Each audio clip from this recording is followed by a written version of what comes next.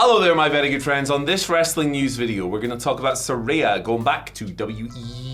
We're going to talk about Miro going back to WE. We'll talk about Alexa Bliss and what she thinks of her current absence. And we're going to talk about the oldest match ever that's been booked for WrestleMania weekend. It's him. Yeah, I'm winning the break. It's him versus Chris Jericho. I'm winning the break one. Old guys. Hello, yes. Hi, I'm Andrew. I'm Michael. And this is the news. All right, we're going to kick this one off by talking about WWE are loving signing some ex-AEW names at the moment, aren't they? Although, to be fair, all of these people they were in the Fed first, but how it works. Whatever. Yeah. But hey, look, if people are getting mad at AEW for certain ex-WWE stars, let's play the other way for a change. Why not? Let's swing it around. Yeah. See what happens. Saraya, she is seemingly on her way back to the Fed. This is according to Dave on Wrestling Observer Radio. He said that he suspects that Saraya, or Paige, I guess she would be, is on her way back to WE. So she has not made any secret of wanting to go back to WWE. Yeah. She had that interview the other week, or maybe it was even this week, it moved so fast, where she was like, yeah, I'd go back, of course. I love the Fed. I love WWE. Where she was like, she's been very candid with a lot of what she's been saying since it became apparent that she's leaving AEW. But yeah, she's made it very, very clear she'd be up for that. She also posted the lyrics to her WWE theme song on Twitter, which got a lot of people going, oh, Paige? Yeah. Paige coming back, maybe, who knows? Of course, she left the WWE, was it 2022? Yeah. And she was let go. 3 months later, she debuted at AEW Grand Slam. It was kind of a landmark thing for her because she hadn't wrestled for several years because she has a bad neck.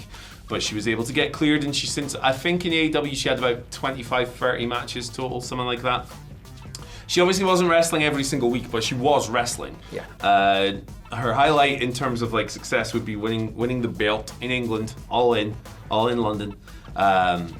She hasn't been used in a while. She asked for time off late last year, and in her exit interview, if you will, like on her new podcast, she was really honest. She was just like, I don't think I fit in AEW anymore. Like, and if I'm on TV, maybe that's going to take away from someone else who might do something cool in that slot. So she's really just like, really refreshing approach. She's not, burning the company on the way out or anything like that. She's just going, hey, it's not for me anymore. There's no spot for me. But she's probably in a position where she's able to do that, right? Because you'd imagine she's done okay, like monetarily throughout her career.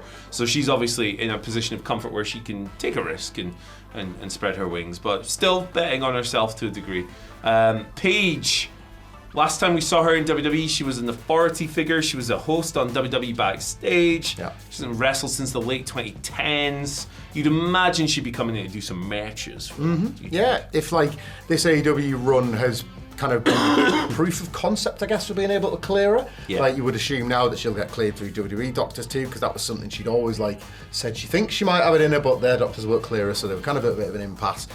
She was really unceremoniously booted from an authority figure, if you recall. The McMahons, remember when they promised change and delivered none? Yeah. That involved her losing her job as SmackDown GM. She was the Kabuki Warrior manager for a bit, remember that? Oh God, she, on Backstage, did various sort of hosting things with WWE, and then was sort of on ice for a while. A bit of a meme figure at points with the Paige and all that sort of stuff. Yeah. But yeah, the AEW run was, if nothing else, and I understand why she would be kind of critical of elements that didn't work, was a reminder of a certain appeal that she had, where people did want to see her achieve and do well, not without her controversies and a kind of a divisive figure. Her family are a divisive family within wrestling, but always proven to be supremely marketable. Yeah. Like WWE, if nothing else, wants people that can market themselves and then be marketed for. And she was awesome at that first time around. She was kind of just on the cusp of when WWE, and we talked about Evolution in our first news video today. And she was kind of a big part of that with her match against Emma as being this a pioneer of the quality of matches that were to come from that NXT women's division that ultimately became the WWE women's division. So she kind of should know her legacy and her place and all that kind of thing. But I can kind of see this coming off. There is a generation of fans that have kind of only arrived at WWE right now, but some of the ones that are in there, let's say their 20s or mid-20s, will absolutely have supreme nostalgia for someone like a Paige. Yeah, I think she would go down, she would fit probably quite seamlessly back into this current division. Yeah. In what role, I don't know, but I just know that characters from that specific period have possibly never been more valuable. Yeah, definitely. And if you have Having people of name value is never a bad thing. And look, it's not like Paige is going to come in and bury Tiffany Stratton. She's not Charlotte Flair. No. But yeah, I think there are ways you can use her. Like, I was happy to see her come back to wrestling. I always think it's a nice story when someone has something ripped away from them and they think they can never do it again, and then they get the chance. Like Adam Copeland, Bryan Danielson.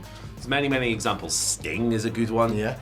His final run. So like, I think it's just nice to see people get that opportunity again, whatever you think of them. I mean, I don't really want to see Drake Wirtz get that opportunity, admittedly, but you know, there's levels to all of this. So yeah, best wishes to her. I'm sure I would be shocked if she didn't end up going back there. She is not the only one either. The conversations are ramping up on Miro, the former Rusev, becoming Rusev all over again. There's been discussions obviously already about this since he finished up with AEW, and per WrestleVotes that is ramping up even more. Quote, we are told there is interest within WWE to bring back Miro, aka the former Rusev. One source stated that while WWE has discussed creative ideas, nothing is imminent. The expectation is that a deal could potentially be reached towards the end of the calendar year. Yeah, lots of Miro kicking around at the moment. There was obviously the news that he had reunited with Siege herself, CJ Perry. Whether or not this would potentially fold in Lana making a return at WWE. Both had a cup of coffee together in AEW, though that kind of run didn't really amount to much.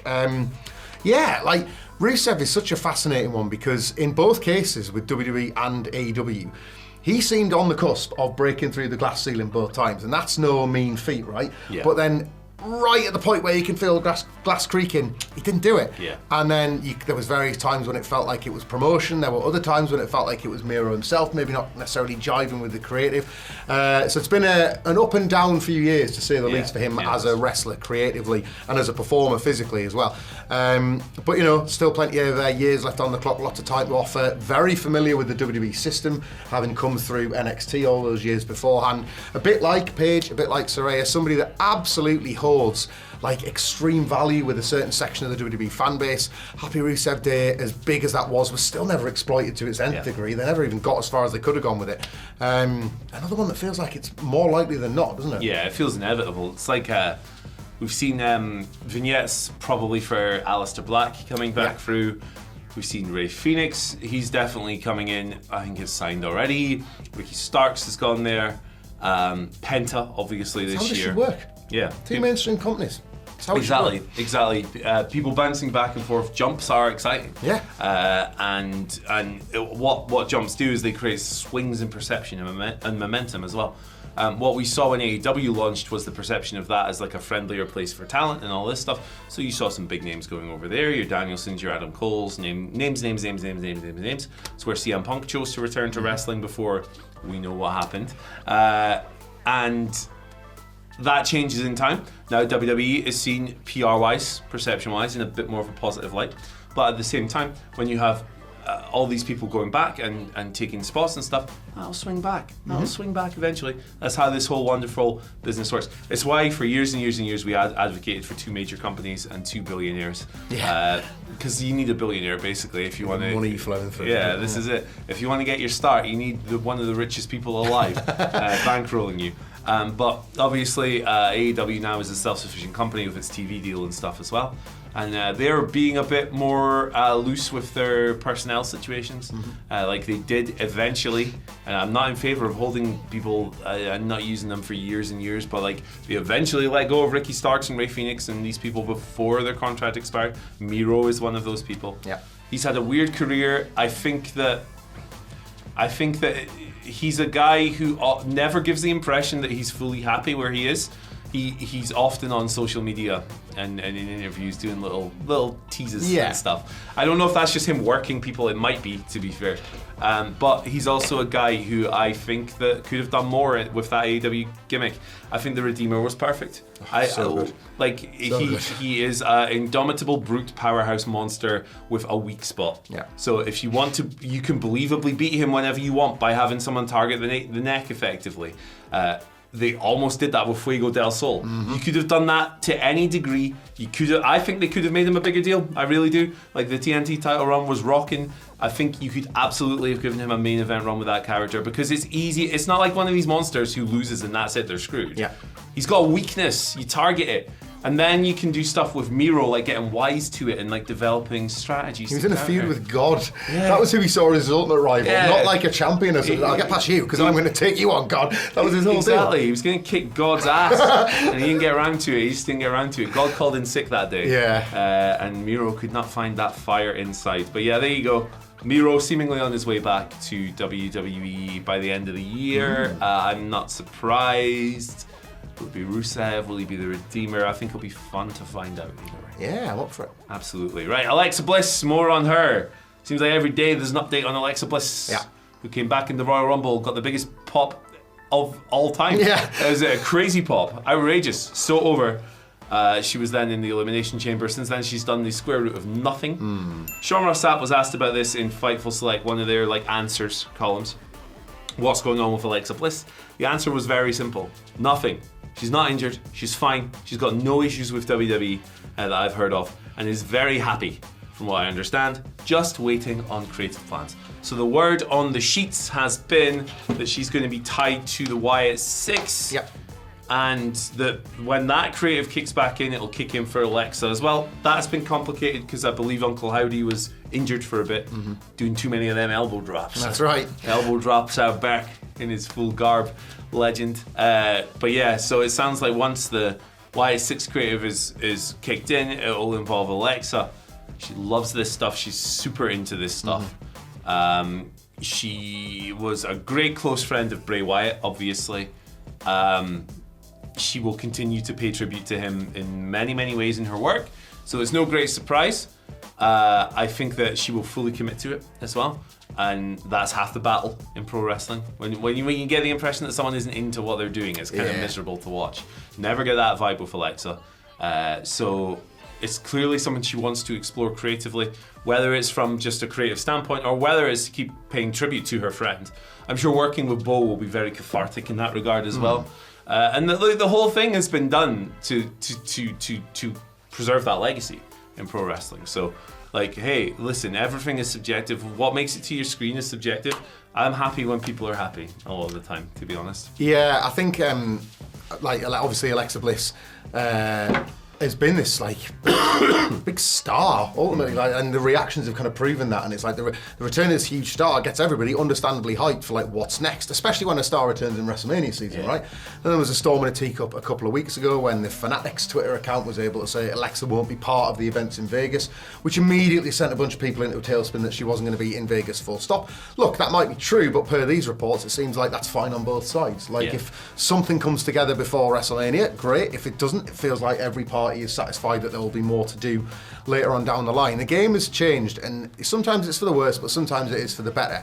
Some talents may accept their lot about not being involved in something at WrestleMania time of year if they know they've got creative going forward, and they can finally trust the process that creative might actually occur. Yes, plans still change, of course they do.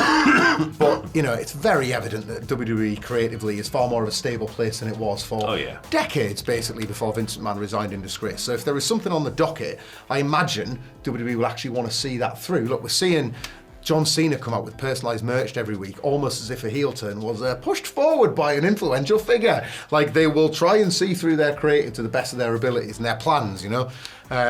So for Alexa Bliss fans or people that are like already worried that she's back out of the picture, it can sometimes now, thankfully, be as normal as, not yet, but in the future, you know? So who knows if she'll be at Las Vegas. But if you are in Las Vegas, whatculture.com/tickets for the biggest and best What Culture live show ever. And just stay tuned because the big might get even bigger. But on Friday the 18th of April, we will be hosting the biggest and best SmackDown watch along in all of Las Vegas on the awesome HyperX big screen. There's also going to be a live stage show. There's going to be Simon Miller in Ups and Downs. We're going to do a WrestleMania 41 podcast. There's going to be food, there's going to be drinks, there's going to be good times. It really is the perfect place to kick off your WrestleMania weekend because anything is possible in the pyramid. We're now promoting Alexa Bliss. She's coming as well. She's turning up. Yeah. Can't believe we've got Lily. Lily's going to wink at you as well. We can promise that. Show up. There are no VIP tickets left, but there are no meet and greet tickets full stop, because every ticket is a meet and greet ticket. We cannot wait to see you there. And if you are kicking around in Las Vegas, go to this later, because it's going to be clashing with us. But watch it on Triller TV, because Joey Janela has seen through a big promise he has made for one of his latest Banter Spring Break bookings. That was easy for me to say. He promised that they were going to promote the oldest match in wrestling history. Oldest match. And he's done it. He's booked some... George Hackenschmidt versus Spiros Arion. No, not yet. Not yet. Like, they couldn't get the contract and paperwork together in time. You know. Somehow we couldn't get a hold of Hackenschmidt. These old school politicians, man, they don't get out of bed for the right money. No, this is it. He's booked a senior scramble, as he's called it. This is very much at this point, the rich history of WrestleMania weekend banter matches. Yeah. I'll just read the list of names in the senior scramble for Joey Janela's Spring Break 9. We've got Ricky Morton, you know, the rock and rollers still kicking around and kicking ass. George South, Tommy Rich, Mike Jackson, Doug Gilbert, and the Warlord. Hopefully Ryan can edit and put the graphic on the screen just so you can see these beautiful faces getting their one last night in the business. Yeah, the combined age of well over something like 200. I haven't even done the math calc and trig, but it's way up there. I hope it's a great night for all 6 of them. I hope that nobody gets severely injured. Sure, it'll be a lot of fun. There's a bunch of these types. Hey, Murray, there's a bunch of these types of shows kicking around over WrestleMania weekend, and keep them peeps, because we might be trying to sneak to a couple ourselves. Keep peeps. But yeah. Shout out to Pandemonium Pro. Janela's done it again, hasn't he? He's done it again. I didn't know Tommy Rich was still with us, let alone still wrestling. Still on the break. That's mental. And the funny thing is, he's not even the oldest guy in the match. Like, Mike Jackson's like 75. You had to know he was getting on the list, didn't you? Yeah, Mike Jackson. If you go and watch your old Jim Crockett in the 80s, if you go and watch a 1985 Crockett, there's a good chance he'll be jobbing to some guy like Ole Anderson. And in that match, Mike Jackson will be like 35 years old. That was in the 80s. It's completely insane. I knew the Warlord was still wrestling. I obviously knew Ricky Morton. I wasn't so sure about who else is it? George South. He does a bunch of indie stuff. Yeah, Doug Gilbert. Like, I think is one of them guys that looks as young as he did when Vader was battering him in the Fed in the 90s. Yeah. So this is really good fun. You know what? I bet it's actually good as well. Yeah, I think it'll be all right. I bet it's good. They can still go. The geezers can still go, man. Why is Jimmy Valiant not in there? Get him involved. Why not? The Boogie Woogie Man. We sell it, obviously, because we're kind of absolutely required to, and we love it. But like, if you are in Vegas WrestleMania weekend, you're gonna have the best time. Spend some of it with us. Yeah. But this is the kind of nonsense you can expect. Janela's an insane genius of a man. He is. He has got a mind for the most insane wrestling matches of all time, and this is just yet another example. It's one to add to the archive alongside Hornswoggle versus Scott Steiner and the like, isn't it? Exactly. Or Invisible Man versus Invisible Stan. GZP. I mean, it's good to have some fogey representation. It is. Well. It is. That's good on that's your why side. we have it. That's why I'm on the channel. Yeah. Old guys. We're on our 30s, but not for much guys. longer. You have not been. You were born in the 30s. Yeah. Maybe. Yeah, the roaring 30s, as we called it back then. You and Mike Jackson went to school together, actually. So there you go. That's what we were the two Mikes. Yeah. Because before I met Sidgwick, we were the original Dadleys. That's it. The granddadly. So right. Anyway, that's enough of that. Check this out. This is the 100 greatest WrestleMania moments of all time. There's 100 of them, and it takes you 2 hours to watch it. So you should check it out. Click it. It's quality. It'll make us a boatload of money. See you later. Bye.